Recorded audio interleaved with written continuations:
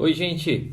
Bom dia, tudo bem? Estamos aqui meio-dia em ponto para mais um diálogo de uma semana que foi bastante dura, bastante complexa. É, e estou aqui colocando o nosso título, né, para a gente poder conversar um pouquinho assim que eu conseguir entrar aqui.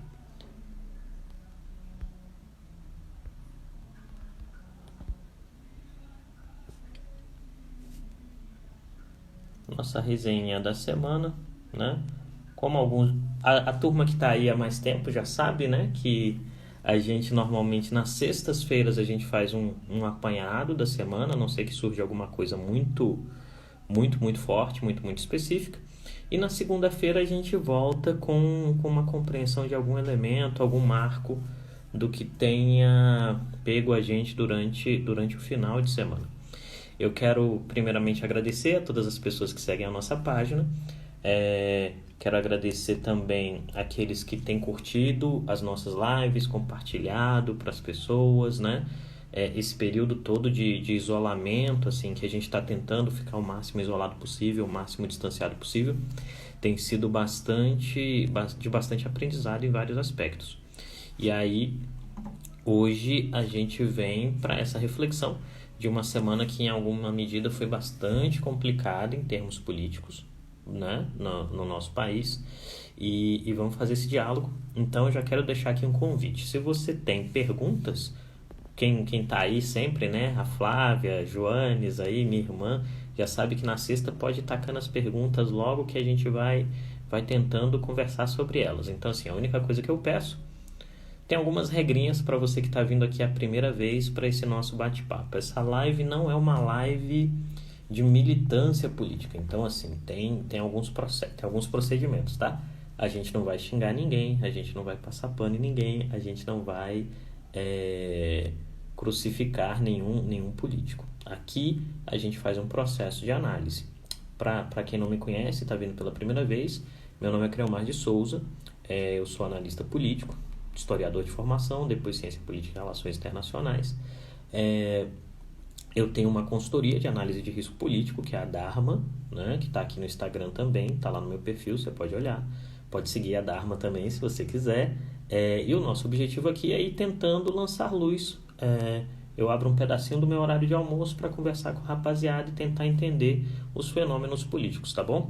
Você tem o direito às suas preferências políticas, fica bem tranquilo em relação a isso, mas a gente não tem nenhum interesse em estabelecer algum tipo de diálogo que seja agressivo, coisa do gênero e tal. Aqui é analisar e entender fenômenos. Isso agrada algumas pessoas, isso desagrada as outras, né? Mas a gente está bem tranquilo nesse aspecto, tá bom? Então vamos lá. Primeiro, mais um recadinho inicial. Agradecer as pessoas que nos seguem aqui no Instagram. Agradecer as pessoas que têm recomendado a gente no Instagram para que as pessoas sigam. Agradecer o pessoal que está seguindo a gente no YouTube, né? A gente tem dado upload lá nos vídeos do YouTube. Então o que acontece? O vídeo fica aqui no IGTV e vai lá para o YouTube também, porque algumas pessoas não têm YouTube, então não têm Instagram e às vezes querem ter acesso a esse nosso diálogo. Para quem está aqui nessa família Instagrammer, a gente tem a possibilidade de tentar responder as perguntas. Quando a gente não sabe a resposta, para quem já me conhece aí sabe que eu digo na lata, eu falo, olha, eu não sei não, né? Então a gente vai nessa toada. Se você quiser convidar algum amigo para assistir essa live, eu recomendo que você clique nesse aviãozinho aqui, né? Tem um aviãozinho aí embaixo. Clica no aviãozinho, envia para os seus amigos, chama eles para cá, ainda dá tempo. E as perguntas coloca na interrogaçãozinho, tá bom? Então, como a nossa ideia na sexta sempre é fazer uma resenha, um apanhado, né, de ir respondendo as perguntas e menos eu falando, mais a gente conversando, eu vou abrir já as perguntas aqui, vamos ver o que vem, né?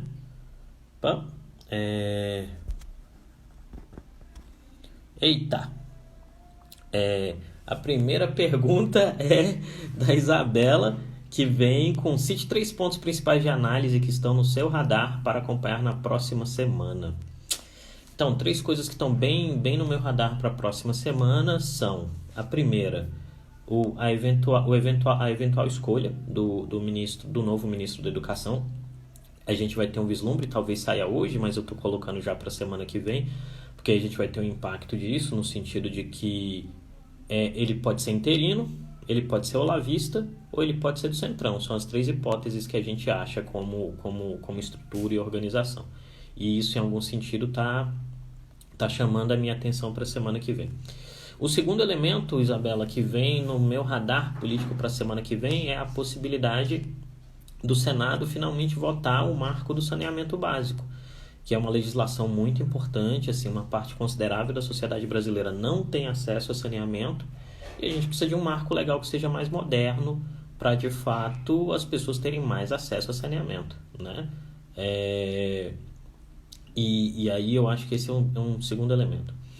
O terceiro elemento, que eu acho que é muito importante, eu já começaria a contar com ele de hoje, mas jogando para a semana que vem também, seria a reação do presidente Bolsonaro à ofensiva do STF, né? É entender como o presidente narrativamente vai se comunicar com suas bases diante de uma situação que é bastante crítica, né? Que é o fato de que essas últimas ações, principalmente ontem com a prisão do Queiroz, lembrando que a ação foi feita, queria agradecer aqui a Gabriela Lisboa do My News que me explicou isso, lembrando que a operação ontem foi feita com o apoio da Polícia Civil de São Paulo, né? Não foi uma operação da PF, tipicamente foi a Polícia Civil que foi lá, cumpriu o mandato, prendeu, e depois o translado foi feito em cooperação com as autoridades do Rio de Janeiro. Eu creio que a reação do presidente Bolsonaro é bastante importante. Eu creio que, particularmente para mim, esses são três elementos importantes que estão no meu radar para a próxima semana e que eu acredito que vale a pena ficar de olho, sobretudo pelo fato de que a gente passa por um momento hoje que, se você me permite comentar, que me parece ser um entroncamento de dois fenômenos, né? A gente tinha, de um ponto de vista político, o governo normalizando e diminuindo o tom, né? Mas aí a reação do judiciário veio muito forte. E aí ontem eu acredito que foi uma das piores quintas-feiras do presidente Bolsonaro desde que ele tomou posse. Se a gente for olhar, por exemplo, a expressão do presidente naquele vídeo em que o Abraham Weintraub divulga, em que ele anuncia a sua saída do Ministério da Educação, dá para ver que o presidente está bastante consternado, bastante preocupado, né, com os acontecimentos, porque eles têm implicações e por mais que não necessariamente ele gere uma desidratação automática no governo do ponto de vista da governança, é uma simbologia muito ruim dentro do panorama eleitoral, que significa dizer o quê? Que significa dizer o presidente tem uma dificuldade de sustentar a narrativa política de que ele é um ente anticorrupção. Isso pode ser um problema, né? Um problema em termos de base, pode aumentar o pedágio do Centrão, então isso é um elemento importante, tá bom? Eu queria agradecer aqui algumas pessoas me dando parabéns pela participação ontem na CNN, Isabela, que é uma grande amiga, um comentário aqui também, 7-1 contra o Bolsonaro, essa semana foi bem complicada para o presidente, né? Opa, dei uma tapa no microfone, a live começou, dei uma tapa no microfone e a live começou. Então, assim, eu creio que o momento é crítico, o momento é complexo para o presidente, né? E aí definir, Isabela, me parece o presidente saber, o núcleo de decisão do presidente saber para onde quer ir. Se quer continuar confrontando, se quer continuar batendo de frente ou se quer fazer alguma outra coisa. Acho que esse é o ponto. Tá bom? Obrigado. Vamos lá. Aqui eu também gosto de colocar uns elogios, principalmente que é um médio amigo, né? Meu amigo Joanisval aqui me dando um elogio, parabéns, sou seu fã, obrigado. E aí, tem uma aqui, né? Com maior participação do Centrão, será que agora um consenso poderia ocorrer? Essa pergunta é muito boa, Sabrina, porque o que me parece aqui, duas coisas são interessantes quando a gente está falando da entrada do Centrão no governo Bolsonaro, tá? A primeira delas tem a ver com o fato de que essa entrada não é massiva. Assim, vamos entender. Essa participação do Centrão no governo Bolsonaro pode servir para duas coisas. A primeira coisa é uma aproximação mais tímida, em que o governo esteja muito preocupado apenas em conter um eventual processo de impedimento contra o presidente Bolsonaro. E aí, para isso, o presidente Bolsonaro precisaria subtrair votos daqueles que são contrários a ele, para que não fosse possível atingir uma maioria de 308 votos. né? Então, o presidente ia chamar o Centrão para ter ali uns 200, um colchão de uns 200 e poucos votos em torno de si, para evitar uma maioria absoluta que gerasse algum tipo de dificuldade contra ele, né? Então, esse é o primeiro movimento. O segundo movimento, que seria, talvez em termos ideais, e geraria o consenso, seria o presidente chamar mais partidos desse centrão para construir um consenso mínimo em termos de coalizão, e essa coalizão não só fosse defensiva, no sentido de proteger o governo de um impeachment, mas ela fosse também propositiva. E aí, quando a gente está falando dessa coalizão ser propositiva, ela se colocaria no sentido de que, efetivamente, esse pessoal passaria a ser parte da tomada de decisão em políticas públicas e esse pessoal começaria a propor agendas. E aí tem um indicativo ruim nesse aspecto, né? Que é o fato de que o presidente Bolsonaro deixou claro durante essa semana, lógico que foi uma semana difícil, ele pode mudar de ideia, mas o presidente deixou claro durante a semana que a agenda de reformas, a reforma administrativa vai para o ano que vem. Qual o problema quando a gente está pensando em reforma administrativa e dizer que ela vai para o ano que vem? É que o governo dá a entender que o executivo em algum momento propôs uma reforma administrativa. E o executivo nunca propôs uma reforma administrativa, né? De fato, o governo Bolsonaro tem tido bastante dificuldade nessa agenda de proposição de reformas. Então, propôs-se uma reforma da Previdência lá atrás, mas o governo ficou a meio caminho na costura de uma reforma tributária, na costura de uma reforma administrativa. E isso, em algum sentido, dificulta o consenso. Porque aí a gente vai pensar o seguinte: se no primeiro ano o consenso eram as reformas, no segundo ano até aqui, né, a gente está em fins de junho, o consenso até aqui deveria ser a construção de um embate contra a pandemia. A narrativa do presidente entrou no meio dessa possibilidade de consenso e não se tem consenso sobre a pandemia. O presidente fez uma opção eleitoral sobre o processo, né? E não tem isso, tá? Agora, daqui por diante, vamos partir do princípio que em algum momento a pandemia passa e as coisas começam a normalizar e o país tem a necessidade de crescer economicamente muito rápido e de reagir ao processo de crise, né? Nessa perspectiva, caberia ao presidente, em algum sentido, ter uma agenda propositiva. E essa agenda propositiva ainda não existe, né? Em algum sentido, há uma dificuldade para a construção dessa agenda e para o avanço em uma série de elementos e ações. Tá? Então, eu acho que esse é o desafio, é entender e avaliar nas próximas semanas, Sabrina, como o Centrão de fato vai chegar no governo e como a gente vai medindo essa relação do presidente Bolsonaro com esses partidos, porque aí tem dois fatores que são importantes. O primeiro Bolsonaro só perdia para Dilma em termos de edição de medidas provisórias e já está passando. E Bolsonaro era o presidente com o maior número de vetos resultantes de ação congressual, derrubada de vetos, melhor dizendo, derivada de ação congressual, que significa dizer o quê? O presidente vai lá, veta a proposição, a alteração que o Congresso faz em uma lei, e na hora que vota, o Congresso vai lá e derruba o veto do presidente. Isso dava uma dimensão de que o presidente não tinha uma base, uma coalizão consistente em termos de Congresso. É preciso saber agora se com essa entrada do Centrão, o número de derrubada de vetos cai efetivamente. E aí, esse seria para mim o primeiro elemento, e a partir desse degrau a gente conseguiria pensar em outras ações, como eventualmente uma construção de algum tipo de consenso mínimo para ter uma agenda. Porque o grande dilema hoje não há consenso em termos de agenda no que envolve o governo Bolsonaro, o que é uma infelicidade para todos nós que somos brasileiros e precisamos de consenso. Tá bom? Obrigado pela pergunta.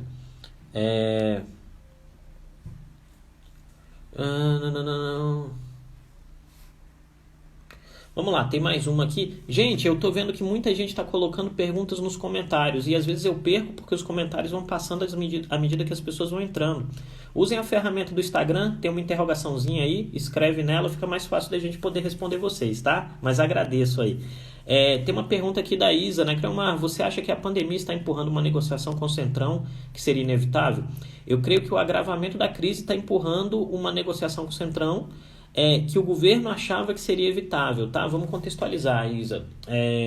O que a gente tem? Quando o governo chega ao poder, né?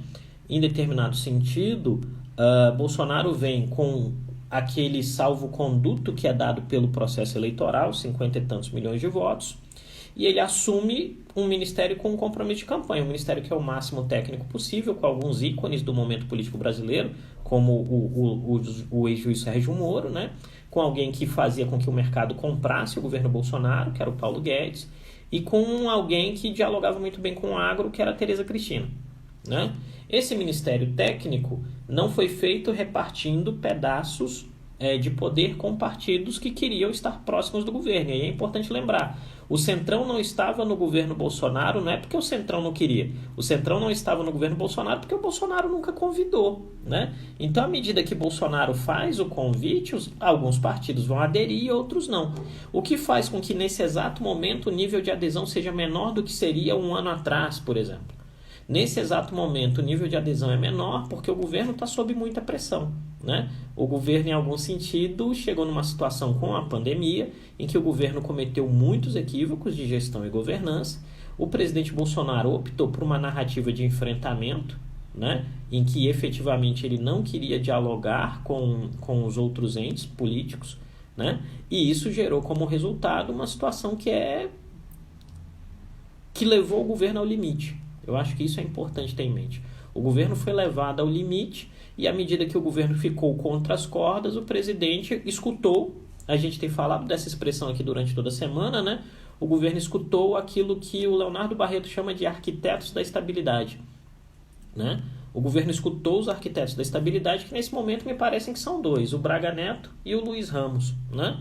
E a turma pegou e convenceu o presidente que ele tinha que fazer algum gesto de aproximação, né? O primeiro gesto de aproximação foi a chegada do Centrão ao poder. O segundo gesto de aproximação é a costura para a saída do Weintraub. E aí é importante lembrar, por que o Weintraub cai para cima, né? Ele sai do MEC para uma diretoria no Banco Mundial. Porque o Bolsonaro não pode romper com a base olavista. Então, constrói-se uma saída consensuada. O Abraham Weintraub vai, né, ao que me parece será diretor do Banco Mundial. Há uma percepção na base de que o presidente ainda dá espaço para essa reflexão olavista, mas o dilema é saber quais são as escolhas do presidente em termos de próximo passo, porque essa é uma área estratégica para o pessoal. E aí, possivelmente, o que a gente tem apurado durante o dia de hoje é que possivelmente a escolha será por um ministro interino no modelo muito próximo àquilo que foi feito no Ministério da Saúde, né? Eu creio que esse é o caminho até aqui. E aí, nesse aspecto, me parece que até o presente momento a participação do Centrão no governo ficou muito condicionada na ideia de que eu preciso de votos para barrar um processo de impeachment, né? Mas a entrada do Fábio Faria no Ministério das Comunicações acende o sinal de alerta nos membros do Centrão que falam, olha, eu quero mais, porque esse cara tem um ministério e eu não, né? E aí isso joga mais lenha na fogueira e aumenta o valor do pedágio, né? E aí o que nós precisamos saber é se, por exemplo, com essa interinidade na educação e a interinidade na saúde, se essas pastas não estão na alça de mira dos partidos do Centrão, e talvez estejam. É saber se o presidente vai assumir o risco de fazer, porque aí vem, se ele volta com um olavista na educação, a temperatura sobe. Porque vamos lembrar, Vélez falava em um tom, o Weintraub falava em um tom mais alto. Possivelmente, se vier um novo olavista, ele vai ter que falar num tom mais alto ainda para agradar a base. E aí, mais um elemento de conflito é tudo que o presidente não precisa. Então, eu creio que essa é a pressão que se coloca sobre ele hoje, né? Para onde ir, o que fazer e como se posicionar. Tá bom? Obrigado pela pergunta. Vamos aqui mais uma, espero ter respondido. Aqui tem mais uma, né? O que podemos esperar do novo ministro da Educação? Essa é uma pergunta excelente. O que nós temos visualizado até agora é que o presidente parece muito pressionado por 3 polos de ação, né? Um polo de ação que são os olavistas, que querem um nome que seja olavista. Um polo de pressão que são os arquitetos da estabilidade, que acham que tem que vir um nome técnico que dê uma ponderada no processo. E tem o Centrão, que quer o ministério, né? O presidente, nesse exato momento, vai ter que fazer uma escolha, né? Há uma tendência, havia uma reflexão que eu escutei ontem na CNN ainda, quando eu estava por lá, de que o presidente estava muito tentado na noite de ontem de transformar o Paulo Vogel, que era o secretário executivo do Weintraub, em um ministro interino com uma saída muito semelhante àquela que aconteceu no Ministério da Saúde, né? E isso, de fato, daria uma percepção para o panorama político de que o presidente estava mais disposto ao diálogo, mais disposto à construção de um processo de maior proximidade. Agora, a gente tem que lembrar que esse é um governo também que se sustenta muito na ideia de confrontação, né? A confrontação é uma força característica do governo Bolsonaro. Nada impede que o presidente acorde hoje ou decida no fim de semana que ele vem com um novo Olavista para manter pressão total, sempre na ofensiva, e dizer que vai por tudo ou nada. Esse é o ponto. Eu acho que essa é a questão importante para a gente pensar, né? E um dilema para o presidente tem que entregar alguma coisa em termos de educação, né? Tem que entregar alguma coisa, e hoje não se está entregando, né?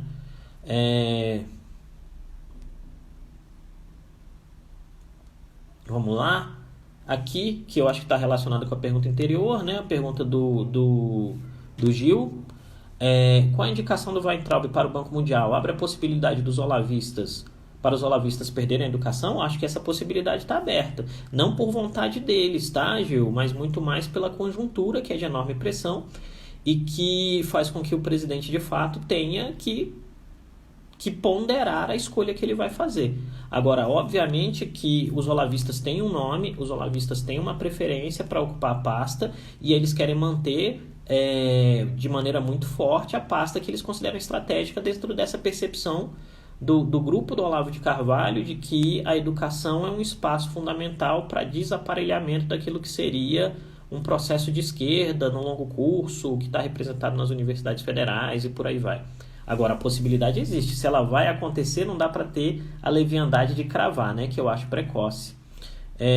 Tem uma outra pergunta aqui do Bruno Pimentel, né?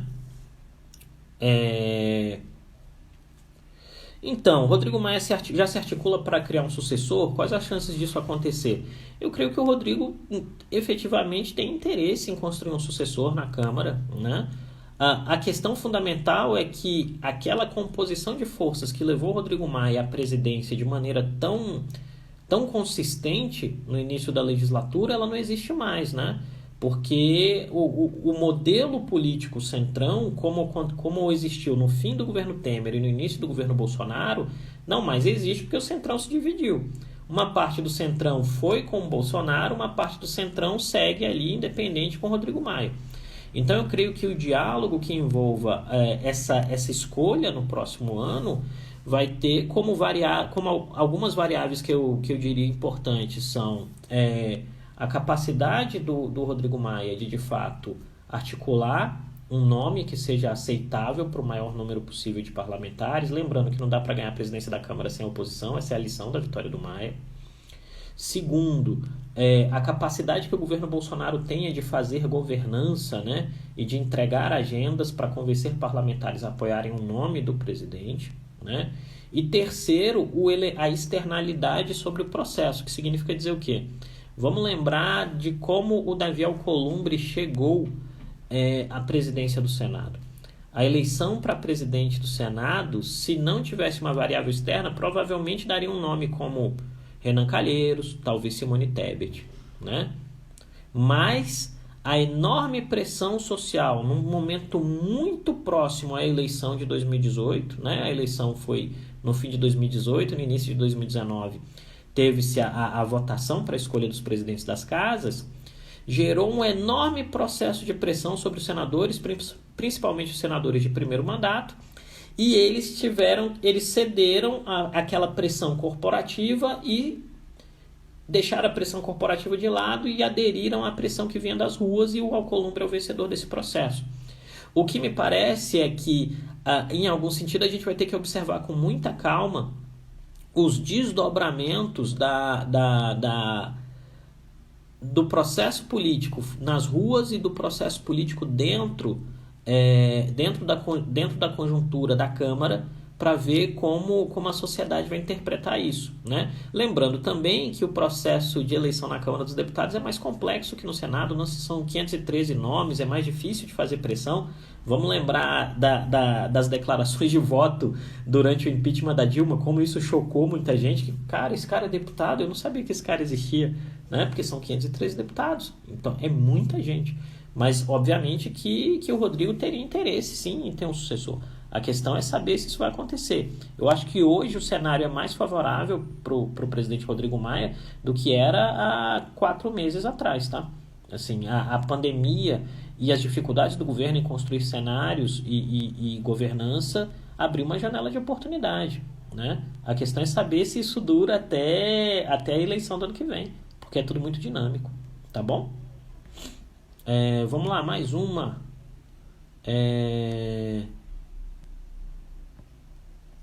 Pergunta da minha querida amiga Flávia. O presidente tem uma estratégia de resposta diante da prisão do Queiroz? Flávia, me parece que até o presente momento não. Né? Vamos lembrar, eu gosto muito de uma expressão que diz: o silêncio é revelador, né? O primeiro elemento que marcou a conduta do presidente no dia de ontem foi o silêncio. O presidente fez silêncio, ficou calmo, né? Assim, em algum sentido não teve um arroubo, não foi lá para o cercadinho do Alvorada xingar os juízes ou a polícia junto aos seus apoiadores que estão ali batendo ponto todos os dias, né? Isso me parece revelador. De outro lado, a gente pode dizer também que depois as manifestações vieram, o governo tentou emplacar a ideia de que a prisão do Queiroz foi espetaculosa, né? E o tema de que o Queiroz não era um fugitivo, né? E isso de fato é importante, isso de fato é algo que caracteristicamente gera uma situação importante, né? E que vale a pena a gente considerar. Agora, de fato, esse desenho da narrativa de resposta não me parece pronto ainda, né? Esse desenho da narrativa de resposta não me parece definido de maneira muito clara para dizer, olha, é isso que a gente vai fazer. Porque repara o seguinte, até a prisão do Queiroz, qual era o modelo de ação do presidente Bolsonaro nesses processos? Agressividade, né? A adrenalina na veia. Tipo assim, aconteceu alguma coisa que o presidente estava descontente, o presidente ia lá no cercadinho na Alvorada, falava um palavrão, usava uma frase de efeito, metia o dedo na cara de alguém, fazia algum tipo de ameaça, né? Porque naquelas situações o presidente tinha convicção muito clara de que ele não tinha nada a perder fazendo dessa forma. Ontem, com a prisão do Queiroz, pela primeira vez o presidente silenciou, ele recuou, né? Silenciou, e me parece que existiu uma dificuldade, né, do núcleo tomador de decisão, e é sempre importante dizer isso, gente. Presidentes não governam sozinhos, tá? Presidentes governam com grupos. E me parece que existiu uma dificuldade do grupo tomador de decisão no entorno do presidente de definir a melhor estratégia de ação, o melhor curso de ação para lidar com a questão, né? Eu acho que esse foi um ponto que marcou bastante e que marca até o presente momento. Tanto que a sexta-feira está absolutamente calma, né? Como meu amigo Joanisval estava brincando aqui, parece que tá todo mundo que analisa política parece que está de ressaca do dia de quinta, que foi um dia muito exaustivo. Meu dia, por exemplo, começou muito cedo e terminou muito, muito tarde, então tá todo mundo muito cansado. E se nós que só analisamos estamos cansados, imagina o nível de cansaço mental do presidente e do seu núcleo tomador de decisão. Os caras devem estar exaustos, né? Porque aí o dia é longo, a noite é curta, o dia seguinte é mais longo ainda, você tem que dar uma resposta, vem uma enxurrada de dados, uma enxurrada de informações, e você vai ter que pôr as emoções um pouquinho de lado para fazer a melhor escolha possível. E aí me parece que o dilema hoje é que esse governo sempre foi muito emocional, né? Sempre foi um governo de resposta de impulso. E aí eu volto a dar a dica aqui do livro, né? Rápido e Devagar, 2 formas de pensar, do Daniel Kahneman, né? O presidente Bolsonaro sempre foi, e o seu núcleo tomador de decisão é um núcleo de tomadores de decisão que pensam rápido. Tipo assim, é pum, papum, papum, papum, resposta. E isso, às vezes, não resolve todos os problemas. Isso funciona muito em campanha. Para governo, às vezes, é um pouquinho mais complicado e gera algumas dificuldades, tá? Então, acho que isso, esse delay, né, essa demora, melhor dizendo, essa demora em construir uma estratégia de resposta diante da prisão do Queiroz, me parece ser um elemento importante a observar nos próximos dias, né? Porque a prisão como um todo tem uns elementos muito complicados em termos de narrativa. O Queiroz é preso na casa de um advogado que não é advogado do presidente Bolsonaro, isso é muito claro, é muito importante dizer. Ele é advogado do filho do presidente Bolsonaro. O problema é que o advogado do filho do presidente adorava andar Brasil afora, dizendo que tinha acesso direto ao presidente da República. E isso gera complicação. Sim, ele gostava de mostrar as fotos, postar que conversou, que fez, que não sei o quê. E isso gera dificuldades, né? Vamos lembrar, eu gosto muito daquela frasezinha romana que eu digo aqui direto. A mulher de César não basta ser honesta, é preciso parecer honesta. E esse elemento simbólico, né, interpretando a frase, esse componente de simbolismo gera dificuldades para o presidente da República. Lembrando que o simbolismo que leva o presidente à vitória eleitoral é o simbolismo de que o presidente não coaduna com corrupção, né? Então isso gera uma dificuldade e que a gente deve ficar atento, tá bom? Obrigado pela pergunta, Flávio. Vamos ver se tem mais uma aqui. Tem aqui, poxa, tem um elogio. Vou colocar aqui um elogio do Ricardo Paiva. Obrigado, Ricardo. Obrigado, Cleomar, pela sua sensatez e clareza em suas análises. Muito obrigado. Isso me deixa muito lisonjeado, viu? Vou aproveitar e colocar, e vou em mais uma pergunta aqui, né? Aí tem uma pergunta do Gil aqui. Existe mesmo a possibilidade da bancada evangélica conseguir a presidência da Câmara? Meu velho, nesse exato momento existem muitas possibilidades, né? Assim, não estou fugindo da pergunta, tá? Mas assim, o horizonte parece muito aberto porque a gente está em junho e a eleição é no ano que vem, né? Então tem muito o que acontecer. E essas mudanças de cenário político podem fazer com que surja um nome que nenhum de nós especulou. Vamos lembrar aqui, provavelmente você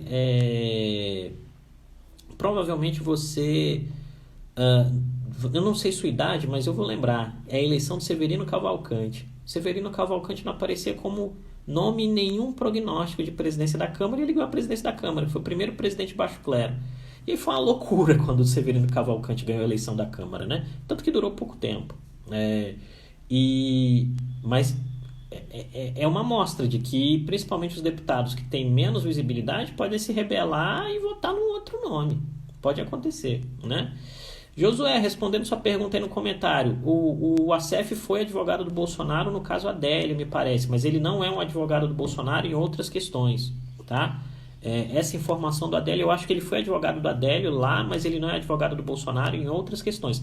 Tanto que ontem teve um atrito bem sério via mídia entre ele e uma advogada do Bolsonaro, que disse que ele não podia dizer que era advogado do presidente, tá? Então é a isso que eu me refiro, porque senão, assim, eu acho que a gente acaba sendo... Tem que ter muito cuidado, né? Para não parecer que a gente está querendo dizer uma coisa ou para interpretação. Então, sim, ele não é advogado no caso, ele é advogado do Flávio, ele atende processos do Flávio, o caso do Adélio acabou, ele não é mais advogado do presidente, né? Porque é algo que a gente estava dizendo aqui ontem ainda, né? É importante a gente lembrar da presunção de inocência, o termo é esse, me ensinaram esse termo.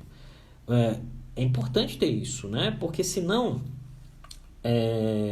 que é uma coisa que a gente não quer fazer nessa live nunca, senão vira opinião, né? Essa não é uma live de opinião política. Assim, para opinião política vocês têm muitas pessoas, até com gente que é mais famosa, tem mais seguidores do que eu. Aqui é uma live de análise, é tentar entender o que está acontecendo, né? Então vamos ver aqui. Tem um comentário aqui do Gabriel, meu compadre, ele é advogado, ele sabe do que está falando.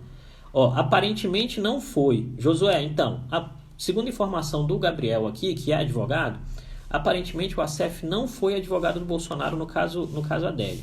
Dizem que houve uma procuração para atuação, mas nunca foi juntada aos autos, mas isso não está confirmado ainda. Acho que aí atende, né? Aí a gente consegue fazer, e agora eu travei aqui o negócio e eu não sei como voltar. Entendeu? Só para te responder. Porque tem esse lance, assim, o cara dá a indicação, ele deu a procuração, mas se não juntou aos autos, ele não é advogado, né? Não está confirmado ainda, mas eu acho que é o jeito mais responsável da gente responder sua pergunta, tá bom? Obrigado, meu velho. Pessoal, 36 minutos de live. Hoje é sexta-feira, né? Vamos ver aqui se tem mais uma pergunta. Se não tiver, eu não vou. Não tem. Opa, escreveram aqui. Eu vou terminar com esse comentário da Flávia Alves aqui. A melhor live do país. Pronto, é isso. Nós somos a melhor live de análise do país. Melhor live de análise de política do país feita de Brasília. Excelente. Então, gente, são 37 minutos de live. Eu vou terminar por aqui hoje, tá bom? Eu queria agradecer a todas as pessoas que nos seguem. Somos quase 1.600 pessoas aqui na nossa página. As pessoas que assistem essa live de segunda a sexta. É sempre um prazer conversar com vocês. E agradecer pelo carinho, as pessoas que mandam mensagens, as pessoas que oferecem temas, as pessoas que fazem perguntas. A ideia aqui é que enquanto a gente tem esse processo de ter que ficar mais em casa, a gente possa ir fazendo esse diálogo com vocês de maneira consistente e ajudando a lançar a luz e um pouquinho de bom senso nesse ambiente que é tão complexo hoje da política brasileira. No mais, lembrem-se, lavem as mãos, se sair na rua, usa máscara, lembra da dica do Joanisval, coloca distanciamento social com máscarazinha na rua, se puder ficar em casa, fique, se não puder, tome cuidado. E lembra, a análise não é conversa de bar. Esse é um espaço de análise em que a gente tenta entender e lançar luz sobre a política brasileira, tá bom? No mais, gente, eu agradeço muitíssimo o diálogo e a oportunidade e a gente se vê na segunda. Beijão pra vocês, fiquem bem, fiquem com Deus. Tchau, tchau. Abraço.